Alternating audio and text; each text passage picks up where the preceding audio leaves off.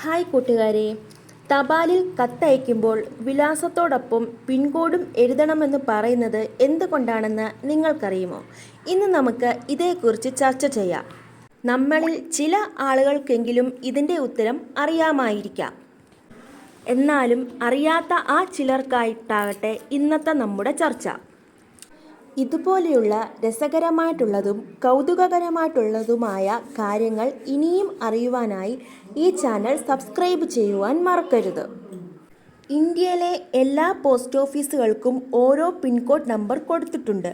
ഒരു പോസ്റ്റ് ഓഫീസിന് നൽകിയിരിക്കുന്ന നമ്പർ മറ്റൊന്നിനും നൽകിയിട്ടില്ല.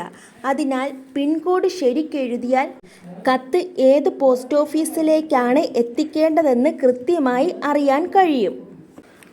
പോസ്റ്റൽ ഇൻഡെക്സ് നമ്പർ എന്നതിൻ്റെ ചുരുക്കമാണ് പിൻകോഡ്.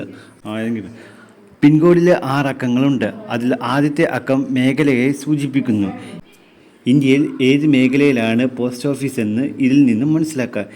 ഇന്ത്യയെ 8 മേഖലകളിലായിട്ടാണ് തിരിച്ചിരിക്കുന്നത്. ഉദാഹരണമായി കേരളം, തമിഴ്നാട്, ലക്ഷദ്വീപ് എന്നീ പ്രദേശങ്ങൾ അടങ്ങുന്ന സോണിൻ്റെ നമ്പർ 6 ആണ്. ഈ അക്കമാണ് ഇടത്തെ അറ്റത്ത് വരുന്നത്.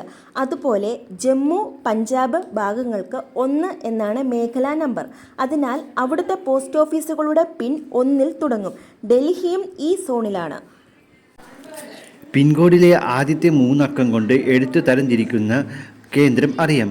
ബാക്കി 3 അക്കം കൂടിയാകുമ്പോൾ ഏത് പോസ്റ്റ് ഓഫീസിലേക്കാണെന്നും കൃത്യമായും അറിയാം. ചുരുക്കത്തിൽ ഏറ്റവും ശാസ്ത്രീയമായ ഒരു പോസ്റ്റ് ഓഫീസിനെ തിരിച്ചറിയാൻ ഉപയോഗിച്ചിരിക്കുന്ന കോഡാണ് പിൻ. അത് എഴുതിയാൽ എഴുത്തു തെറ്റാതെ ഉദ്ദേശിക്കുന്ന പോസ്റ്റ് ഓഫീസിലെത്തും. ബാക്കി വിലാസം ഏത് ഭാഷയിൽ എഴുതിയാലും പ്രശ്നമില്ല.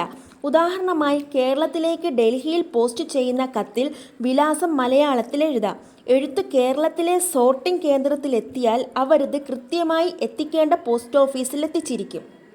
ഇന്നത്തെ വീഡിയോ നിങ്ങൾക്കേറെ ഉപകാരപ്രദമായി എന്ന് ഞാൻ വിശ്വസിക്കുകയാണ്. ഇതുപോലെയുള്ള രസകരമായ അറിവുകൾക്കായി ഈ ചാനൽ സബ്സ്ക്രൈബ് ചെയ്യുവാൻ മറക്കരുത്. പുതിയൊരു വിഷയവുമായി എത്തും വരെ നന്ദി.